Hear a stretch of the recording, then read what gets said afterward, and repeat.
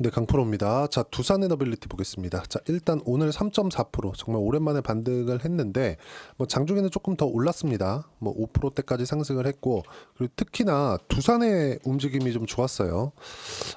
올해 들어서 두산의 움직임이 두산 에너빌리티보다 훨씬 더 좀 강한 움직임을 보이죠. 근데 이건 딱 한 가지 이유 때문에 그래요. 매물 소화를 먼저 했기 때문이다. 그리고 분할 합병하는 그 부분에서 두산 에너빌리티가 가지고 있는 두산 밥캣에 대한 부분이 너무 조금 집중화되어 있었던 그런 부분들이 있다 보니까 이것에 대한 영향을 받은 거다, 이렇게 보시면 되고, 그리고 한국은 지주회사 개념이 있죠. 뭐 미국도 있긴 한데 미국은 굳이 이렇게 분할해서 쪼개지 않잖아요. 근데 한국 같은 경우에는 지주회사에 대한 개념이 있고, 그 지주회사와 지주사 그리고 영업회사 다 같이 상장이 되어 있기 때문에 결과적으로 보면 지주사보다 영업회사가 훨씬 더 많이 올라갑니다. 이건 어쩔 수가 없죠. 돈을 벌어들이는 쪽이 영업회사이기 때문에 그렇습니다. 예를 들어서 뭔가 조금 이슈를 타고 호재를 탔을 때 강세를 보이는 기업들은 지주회사인 경우가 종종 있죠. 에코프로나 에코프로 BM. 돈을 버는 건 에코프로 BM에서 벌어오지만 에코프로의 주가가 조금 더 많이 올랐죠. 근데 이건 마지막 파동이었을 때 그렇습니다. 근데 이걸 생각해 보세요. 원전 같은 경우에는 지금 마지막 파동일 리가 없죠. 그리고 최근에 이렇게 하락한 이유를 보면 정치적인 그 불안 요인들이 많이 포함이 된 거다. 뭐 이걸 좋아하시는 분들도 있고 싫어하시는 분들도 있을 것 같아요.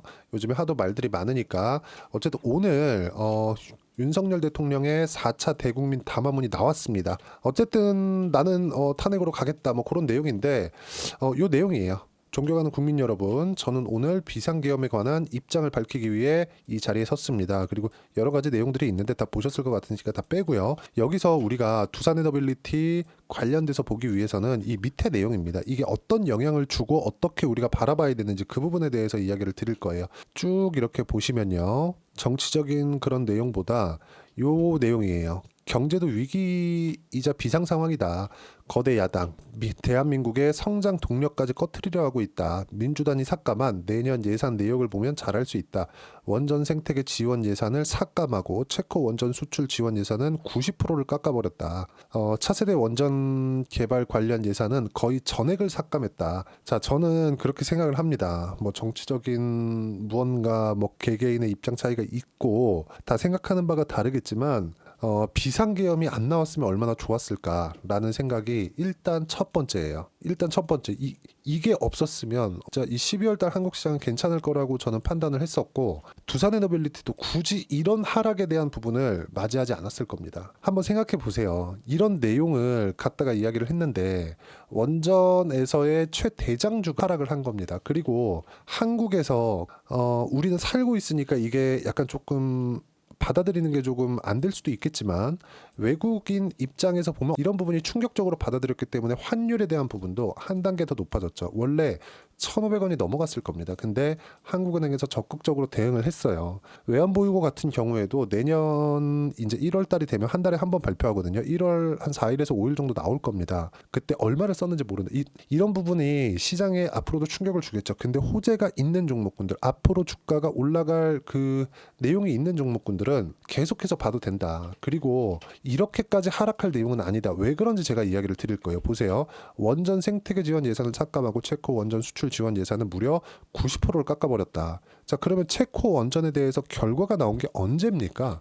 이때예요. 7월 달. 그쵸? 7월 달입니다. 그리고 7월 달 딱 찍고 나서 빠지기 시작했어요. 7월 달 찍고.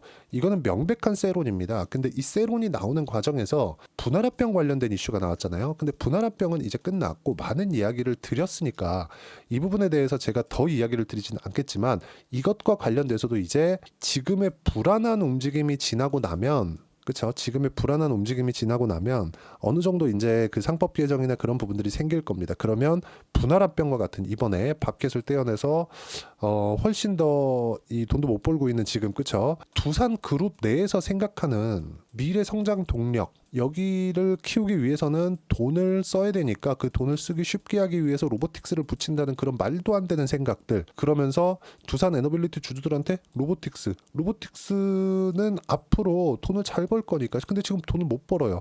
1조를 벌고 있는 밥켓을 너네한테 주고 돈을 못 벌고 있는 로보틱스 주식을 줄게, 지금 이런 소리를 하고 있는 거잖아요. 그러니까 이런 일은 이제 상법 개정이 지나고 나면 더 이상 나오지 않는다. 근데 여기서 더 중요한 부분은요.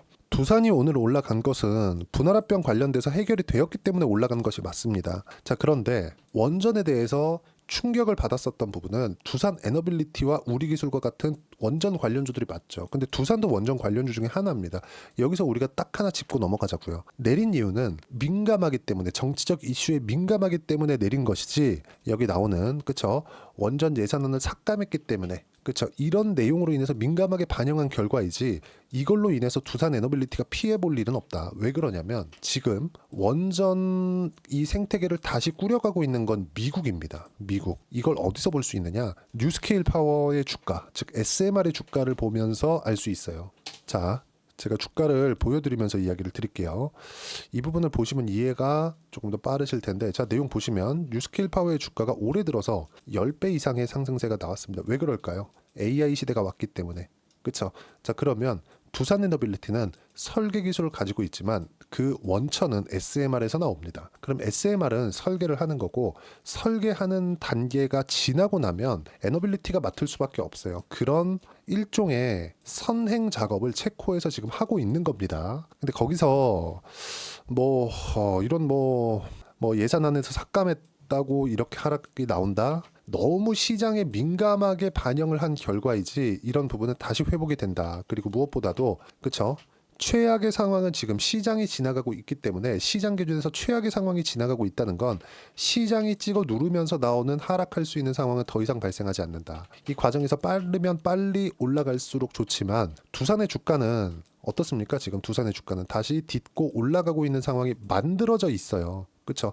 만들어져 있기 때문에 에너빌리티의 주가도 그렇게 어려운 상황이 나오지 않을 거다. 그리고 미국 시장은 굉장히 호황입니다. 호황을 넘어서 진짜 초호황이에요. 슈퍼 호황입니다. 이 과정에서 지금 어떤 상황이 나오고 있느냐? 금리가 늦게 낮아지는 좀 그런 부분들이 있는 건데, 금리가 다시 높아지는 경우는 없어요. 기준금리를 지금 여기서 더 올린다? 그 자체 불가능하죠. 왜?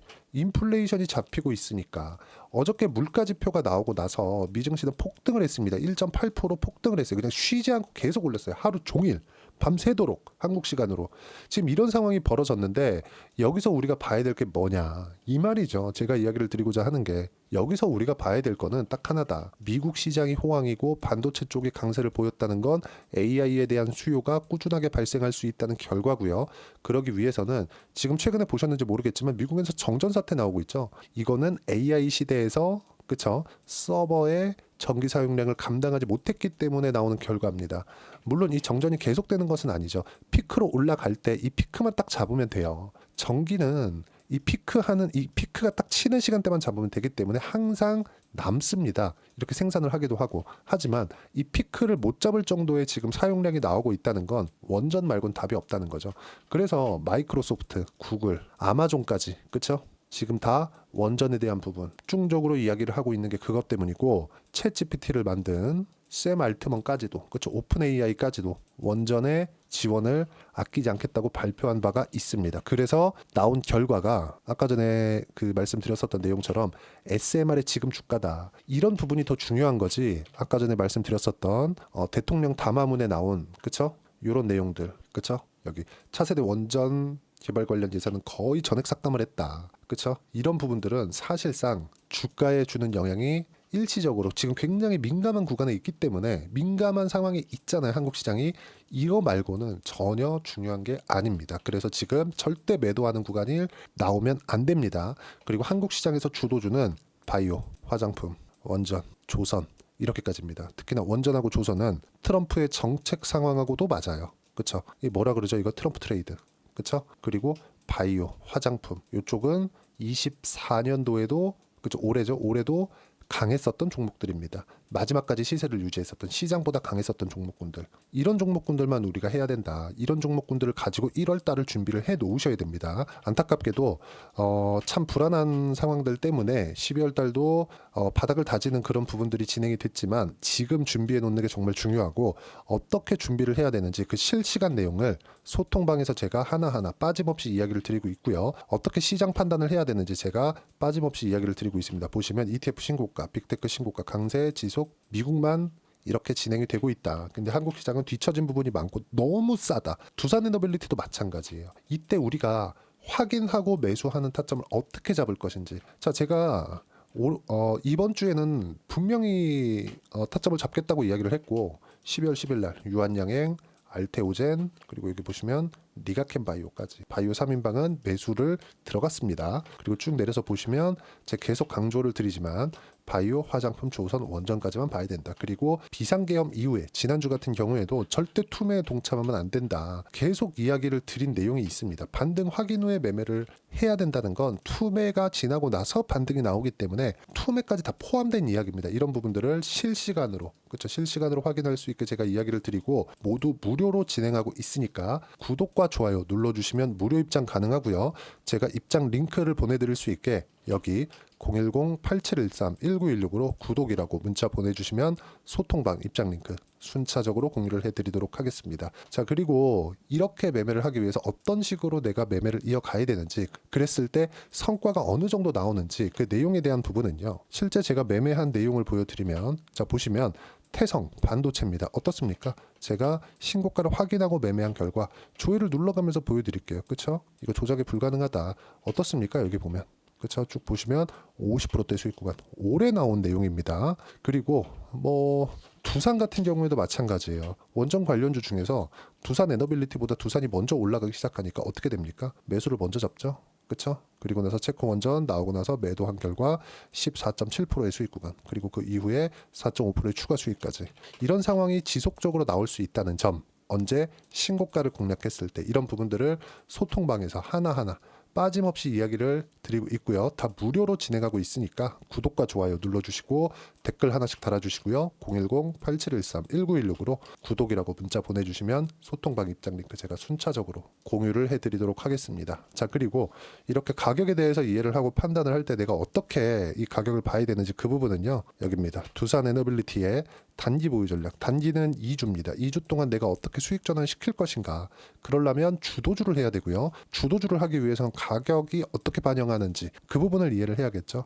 지금 두산에너빌리티가 내려가는데 왜 내려갔는지를 찾는 게 아니라 그 찾는 부분을 제가 이야기를 드렸고, 두산에너빌리티가 시장보다 아직까지도 지금 하락해 있는 이 상황까지도 시장보다 강합니다. 시장보다 월등히 강한 움직임이에요. 그리고 장기 이평선을 하회하는 그런 부분들이 있었지만 시장은 완전히 박살났기 때문에 장기 이평 회복은 그렇게 오래 걸리지 않는다. 아마 빠르면 내일이라도 나올 수 있는 부분이 있기 때문에 이런 부분들에 맞춰서 가격을 어떻게 봐야 되는지, 2주 안에 수익 전환하기 위해서는 얼마에 사야 되는지, 이런 부분들을 잡는 이론적인 부분을 제가 함께 준비를 해놨고, 이 내용에 대해서 이해를 했을 때는 어떤 종목에 가서도 그쵸? 수익 구간을 만들어낼 수 있다. 이 부분은 제가 무료로 공유를 해드리도록 할 테니까 구독과 좋아요 눌러주시고요. 그리고 여기 010-8713-1916으로 두산 에너빌리티라고 문자 보내주시면 가격, 단기 보유 전략 함께 공유해드리도록 하겠습니다. 자, 그리고 지금 진짜 어려운 시장이 지나가고 있는데 1월 달에는 정말 시장 괜찮을 겁니다. 1월 달은 전통적으로 테마주 장세가 나옵니다. 잡주하세요 그런 이야기 드리는 게 아니라 작은 호재라도 반영이 될 수밖에 없는 게 시장이 너무 빠진 상태예요. 지금 어떤 종목을 공략하는지에 따라서 상황이 완전히 바뀔 거니까 이 상황에서 어떤 종목을 공략을 해야 되는지 딱 한 종목만 준비를 해놨어요. 영상 끝까지 시청하시고요. 모든 분들이 성공 투자하셨으면 참 좋겠습니다. 자, 여전히 시장은 녹록지 못합니다. 이런 상황이 벌어지는 건 어쩔 수 없습니다. 이런 상황에서도 수익이 나는 종목들의 구조는 변하지 않습니다. 즉 대시세 종목에 대한 구조는 변하지 않는다는 거고, 실제 제가 소통방에서 지속적으로 이야기를 드리고 있는 내용도 대시세 종목이나 시장 주도주를 공략하는 건 철저하게 가격 분석을 하라고 이야기를 드리고, 가격 분석 이후에는 이슈에 대한 파악, 그리고 이슈를 파악하고 나서는 다시 내가 얼마에 매수할지 그 타점에 대한 부분을 지속적으로 언급을 하고 있습니다. 자, 근데 생각해 보세요. 시장이 굉장히 어려웠습니다. 어려운 상황에서의 어떤 종목들이 강했냐 보면 반도체와 그리고 바이오입니다. 자, 실제 여기 보면요. HLB에 제가 실제 매매한 내용을 띄워놓고 보여드리고 있는데 1월 22일부터 매매를 시작해서 4일 동안 31%의 수익 마감이 됐고요. 그리고 여전히 신고가 종목입니다. 자, 그리고 그 다음 어보브 반도체, 이름을 보시다시피 반도체 종목이죠. 그리고 AI 반도체는 지속적으로 강세를 보이고 있습니다. 이 종목도 신고가를 먼저 달성한 이후에 제가 21%의 단기간에 21%의 큰 수익을 내고 마감이 됐습니다. 다시 재공략을 준비하고 있고 이런 부분은 소통방에서 다 공유를 해드립니다. 자, 그리고 코세스. 자, 코세스 같은 종목도 당연히 그쵸, 신고가 종목이고요. 그리고 반도체 종목입니다. 이 종목도 영업일 기준에서 이틀 동안 대략 한 15%의 수익 마감이 됐습니다. 내용을 한번 보시면 어떻습니까? HLB를 포함해서 뭐 30%, 20%, 뭐 15% 이런 식의 수익이 지속적으로 발생하고 있는데 이 세 종목 모두 다 신고가 종목이고 1월 달에 시장이 약세를 보이고 있는 구간에서도 강했었던 그런 종목입니다. 특징점이 하나 있는데 그 이슈에 앞서서 가격이 먼저 반영했다는 거죠. 그렇게 제가 가격을 먼저 보고 이슈에 대해서 파악하는 이유는 결과적으로는 큰 시세를 먹기 위한 사전 준비 작업입니다. 실제로 큰 시세를 먹기 위해서 사전 준비 작업을 했을 때 여기 레인보우 로보틱스 127% 그리고 ISC 98% 그리고 한미반도체 97%의 큰 수익을 내는 상황을 만들 수 있습니다. 어떤 식으로 소통방에서 진행됐는지 그쵸, 그 상황을 제가 이야기를 드린 건데 이런 상황도요 당연히 신고가를 공략했을 때 가능한 겁니다. 자, 그러면 이번에도 마찬가지입니다. 그쵸, 정부 주도의 코리아 디스카운트 해소 방안이 2월 달에 발표를 하고요. 그리고 2월 달에 발표된 내용을 토대로 주가가 움직이는 게 아니라 이미 움직인 내용이 있죠. 실제 이 내용은 크게 중요한 게 아니라는 겁니다. 실제 움직인 내용을 보면 자, 기아차입니다. 실제로 12월 달에 신고가를 만들어 놓고 정부에서 입김을 불어 넣으니까 순식간에 기아차를 포함해서 현대차 같은 거대 기업들의 주가가 2주도 채 되지 않아서 40% 정도의 큰 시세를 냅니다. 자, 그러면 우리는 어떤 종목을 봐야 될까요? 이슈를 파악해야 되는 것도 맞지만 철저하게 가격에 맞춰서 매매를 해야 되는 게 당연히 중요합니다. 정부가 주도하는 정책 방향이 있겠죠. 그 방향에 맞춰서 우리가 종목을 찾을 필요가 있다. 자, 그럼 답이 나왔습니다. 정부가 주도하는 방향에 맞춰서 제2의 기아차를 찾는 게 지금은 중요하다. 근데 정부 정책의 방향에 맞게 가자. 그랬을 때 앞서서 제가 보여드렸었던 내용인 여기 레인보우 로보틱스 127% 그리고 ISC 98% 그리고 한미반도체 97%와 같은 수익을 낼 수 있습니다. 물론 시간에 대한 부분은 최소 2주의 시간이 필요하고요. 그리고 최장 3개월 안에 끝내야 됩니다. 자, 기아차의 시세를 보셨던 것과 같이 2월 달에 정부 정책의 방향이 결정되고요. 바로 3월 달이면 시행입니다. 자, 그러면 우리는 거기에 맞춰서 당연히 종목을 찾아야 되고 제가 제2의 기아차를 찾아놨습니다. 제가 아까 전에 소통방에서 이야기를 드렸었던 내용 다 공개를 해드렸는데 그 내용처럼 종목만 받고 싶다 하시는 분들은요. 상단에 있는 제 전화번호로 대시세, 자, 대시세라고 문자를 보내주시면 정부 정책의 방향에 맞는 종목을 모든 분들에게 무료로 공개를 해드리도록 하겠습니다. 자, 제가 원하는 건 채널 성장이 목적입니다. 자, 그래서 구독과 좋아요 꼭 좀 부탁드리고요. 모든 분들이 정부 정책에 맞는 방향으로 매매를 이어가서 큰 수익 보셨으면 좋겠습니다.